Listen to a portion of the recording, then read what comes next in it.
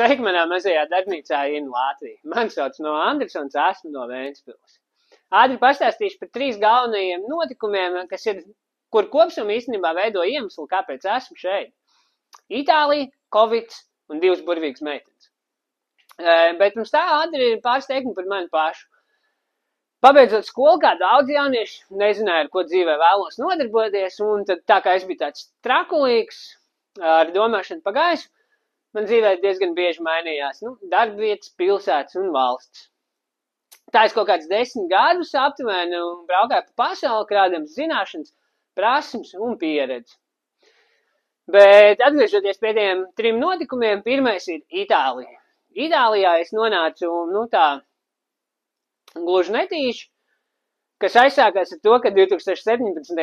gadā atbraucu uz Latviju, vasaru nodzīvoju šeit, bet nebija tā kā gatavs palikt, un 30. septembra vakarā paņēmu somu. Īstenībā šī ir tā paša soma, tas pats matracītis, pa lielam vistas pārts, saglabāts ir.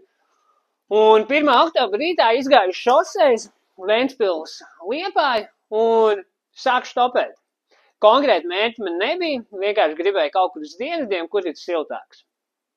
Tā es arī nonācu Itālijā, kur iepazinos ar Alessio. Viņam pieder mazs ģimenes uzņēmums, kas nodarbojas ar laivu būvniecību.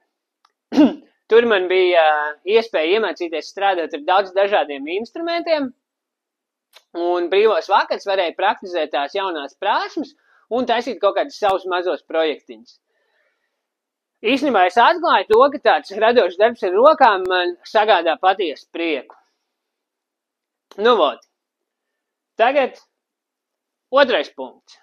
Otrais punkts - Covids. Un tas viss Covid spēlēja to lomu tajā brīdī, kad es biju nonācis Amerikā. Domāju, jau tā kā arī bija ieplānojis palikt uz dzīvi ASV, bet atnāk Covid, sagriež pasauli kājām gaisā un vienkārši nācās atgriezties. Kas īstenībā nav slikti, jo tā es nonācu pie tā 3. punkta, kad 2 burvīgas meitenes ienāk manā dzīvē. Viena ir Imante, kur pirms pāris dienām arī kļuva par manu līgavu, un šī ir otra meitene, Stela.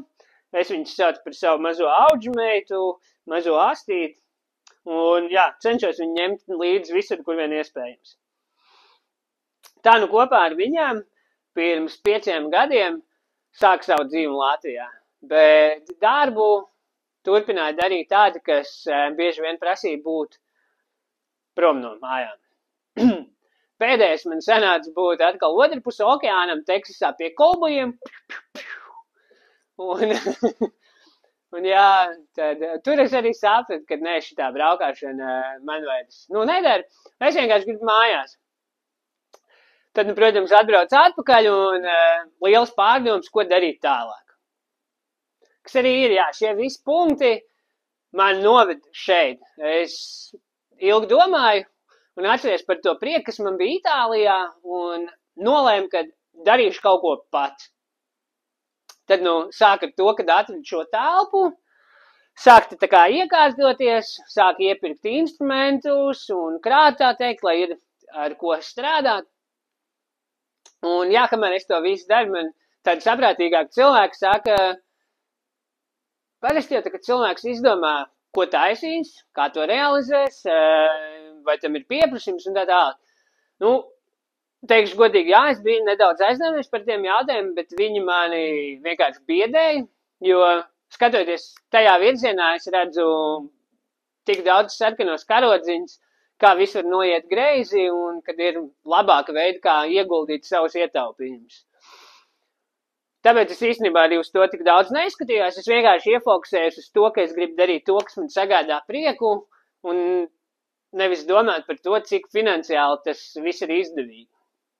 Tā esmu šobrīd arī pa lielam iekantējies, es jau varu sākt kaut ko veidot, un līdz ar to, ka es šo uztveru kā tādu jaunu, bet mazliet savādāk piedzīvojumu, nolēmu veidot video dienas grāmatu, kur ierakstīt savas idejas, kā cenšos tās realizēt un kā šis viss pasākums tā kopsumā attīstās. Būšu godīgs, man nav tādu konkrētu plānu un mērķi, kas būtu tā kā jāsasniedz. Mans vienīgais mērķis ir attīstīties. Un, jā, es vienkārši vados pēc to ceļotāju filozofiju, kad laime jau neslēpjas galamērķī. Laime atrod ceļā uz to. Tā kā, kas būs tālāk, tad jau manīs.